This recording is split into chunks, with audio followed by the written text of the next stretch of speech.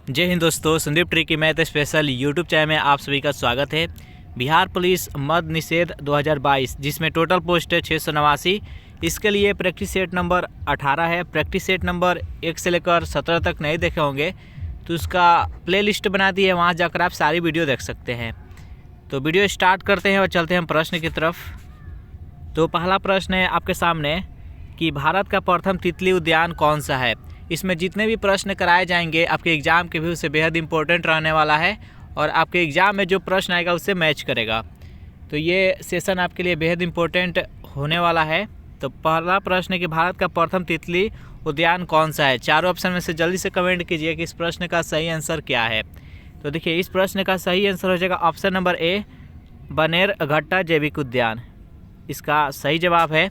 Next second number प्रश्न देखते हैं। प्रश्न है कि सिविल सेवा परीक्षा प्रारंभ करने वाला प्रथम देश कौन सा है।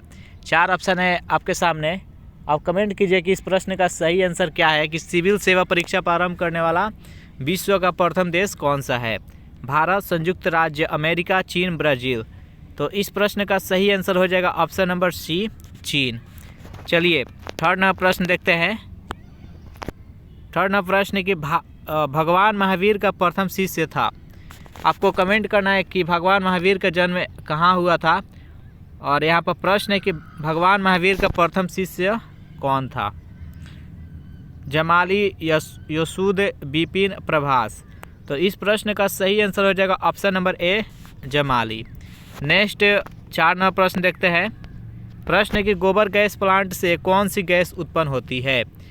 चार ऑप्शन है, हाइड्रोजन, मीथेन, ऑक्सीजन, नाइट्रोजन। बेहद इंपॉर्टेंट प्रश्न है।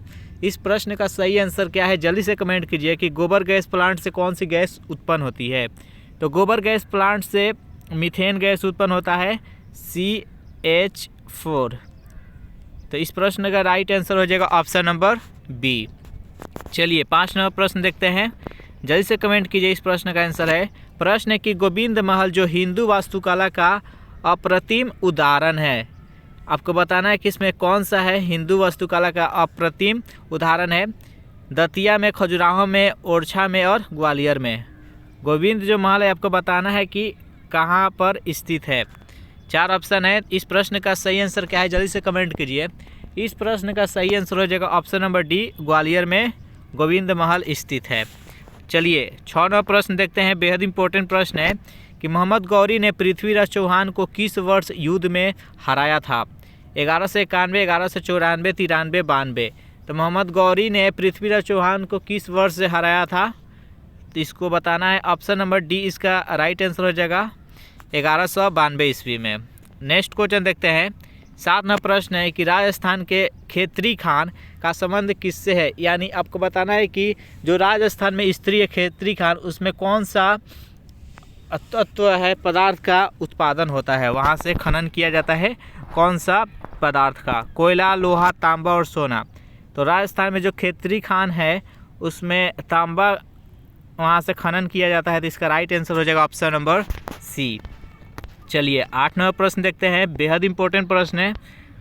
निम्नलिखित सत्याग्रहों में से किसका नेतृत्व गांधी जी ने नहीं किया था। यहाँ पर 4 आंदोलन है, बेहद इंपॉर्टेंट आंदोलन है। आपको बताना है कि इन चारों में से कौन सा आंदोलन में महात्मा गांधी नेतृत्व नहीं किए थे। भारत छोड़ो आंदोलन जो 1942 में हुआ था, इसमें गांधी जी नेतृत्व के। सविनय अवज्ञा आंदोलन 1930 में, तो इसमें भी किए थे। खेरा आंदोलन में भी गांधी जी ने पार्टिसिपेट किए थे। लेकिन यहाँ पर बारदोली आंदोलन है जिसमें कि गांधी जी नेतृत्व नहीं किए थे, इसमें सरदार वल्लभ भाई पटेल नेतृत्व किए थे। इसी आंदोलन के तहत महिलाओं ने सरदार वल्लभ भाई पटेल को सरदार की उपाधि दी थी। तो इस प्रश्न का सही आंसर हो जाएगा ऑप्शन नंबर सी। चलिए 9 नंबर प्रश्न देखते हैं। प्रश्न है कि किसने भारतीय राष्ट्रीय कांग्रेस के विरुद्ध अनुनय, अभिनय और विरोध की राजनीति का दोष लगाया था। 4 ऑप्शन है। आपको बताना है कि इस प्रश्न का सही आंसर क्या है। जल्दी से कमेंट कीजिए, आपका कमेंट का इंतज़ार है। और अपने आप को देखिए कि आप कितना आपके पास नॉलेज है, इससे अपने आप को जज कर सकते हैं। तो इस प्रश्न का सही आंसर है क्या है बताइए जल्दी से। इस प्रश्न का राइट आंसर हो जाएगा ऑप्शन नंबर ए, BG तिलक। यानी पूरा नाम देखें तो बाल गंगाधर तिलक। नेक्स्ट क्वेश्चन देखते हैं। चलिए 10 नंबर प्रश्न है कि किस भारतीय राष्ट्रीय आंदोलन का शीर्ष गीत वंदे मातरम था। यानी यहाँ पर 4 आंदोलन फिर से दिया है, आपको बताना है कि किस आंदोलन में वंदे मातरम सबसे प्रचलित था। उस आंदोलन में चंपारण आंदोलन, सविनय अवज्ञा आंदोलन, असहयोग आंदोलन, स्वदेशी आंदोलन। तो कमेंट कीजिए इस प्रश्न का राइट आंसर क्या है। तो देखिए चंपारण आंदोलन था वो 1917 में हुआ था, वो बिहार के पश्चिमी चंपारण से शुरू हुआ था। सविनय अवज्ञा आंदोलन 1930 में, असहयोग आंदोलन 1920 में, और उसके बाद यहाँ पर स्वदेशी आंदोलन में ही वंदे मातरम था जो कि प्रचलित था। तो इसका राइट आंसर हो जाएगा ऑप्शन नंबर डी। नेक्स्ट यहाँ पर 11वां प्रश्न देखते हैं, कामसूत्र के लेखक कौन है। 4 ऑप्शन है आपके सामने, जल्दी से बताइए इस प्रश्न का सही आंसर क्या है। कामसूत्र के लेखक कौन है, तो वात्स्यायन है। तो इसका राइट आंसर हो जाएगा ऑप्शन नंबर बी। नेक्स्ट यहाँ पर 12वां प्रश्न देखते हैं, प्रश्न है कि सोल्डर किसका मिश्रण है। सोल्डर जो है बताना है कि किस किस से मिलकर बना होता है। 4 ऑप्शन है आपके सामने, तांबा, टीन, सीसा, तांबा, जस्ता, टीन, सीसा। तो जो सोल्डर होता है वो तांबा और टीन से मिलकर बना होता है। तो इसका राइट आंसर हो जाएगा ऑप्शन नंबर ए। सॉरी, इस प्रश्न का राइट आंसर हो जाएगा ऑप्शन नंबर डी, टीन और सीसा। नेक्स्ट क्वेश्चन देखते हैं, प्रश्न है कि किस 2 मुगल शासक ने अपनी आत्मकथा स्वयं लिखी थी। यानी जितने भी मुगल शासक थे उनका आत्मकथा था, कोई दूसरा लिखता था या स्वयं लिखते थे। तो इसमें से बताना है कि कौन सा मुगल सम्राट थे जो कि अपना आत्मकथा स्वयं लिखे थे। तो इस प्रश्न का सही आंसर हो जाएगा ऑप्शन नंबर सी, जहांगीर और बाबर। बाबर अपना खुद लिखे थे जिसको बाबरनामा बोलते हैं, और जहांगीर ये दोनों थे जो कि अपना आत्मकथा स्वयं लिखे थे। इस प्रश्न का राइट आंसर है ऑप्शन नंबर सी। नेक्स्ट यहाँ पर 14वां प्रश्न देखते हैं, जिन शब्द का सबसे पहले किस वैज्ञानिक ने इस्तेमाल किया। आपको बताना है कि इस प्रश्न का सही आंसर क्या है। जिन शब्द का सबसे पहले किस वैज्ञानिक ने इस्तेमाल किया था। तो इस प्रश्न का राइट आंसर हो जाएगा ऑप्शन नंबर डी, यानी जोहानसन।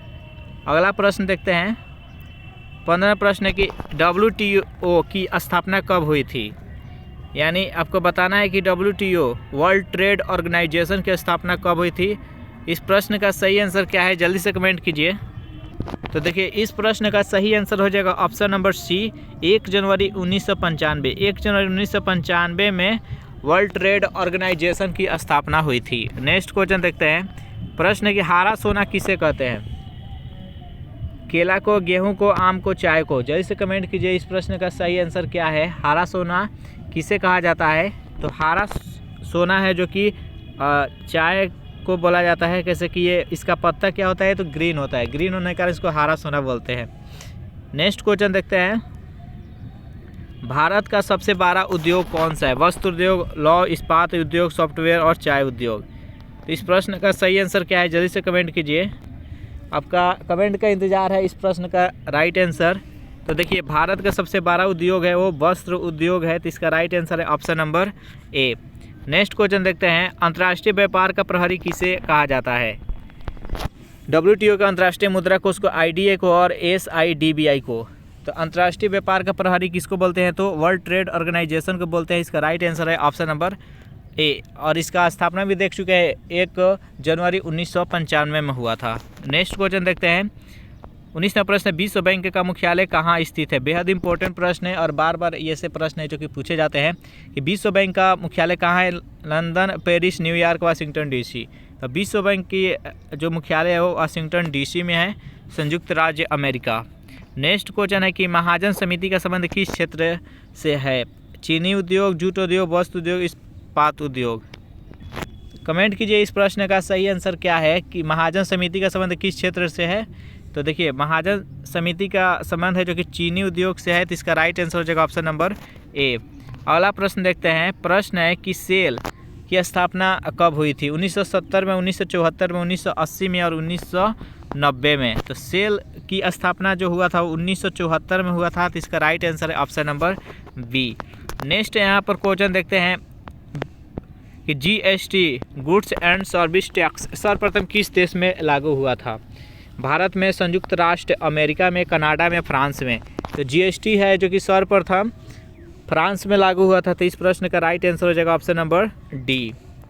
अगला प्रश्न देखते हैं कि सत्यार्थ प्रकाश पुस्तक के लेखक कौन थे। तो बेहद इंपॉर्टेंट प्रश्न है और ये प्रीवियस ईयर में भी पूछा जा चुका है कि सत्यार्थ प्रकाश पुस्तक के लेखक कौन है।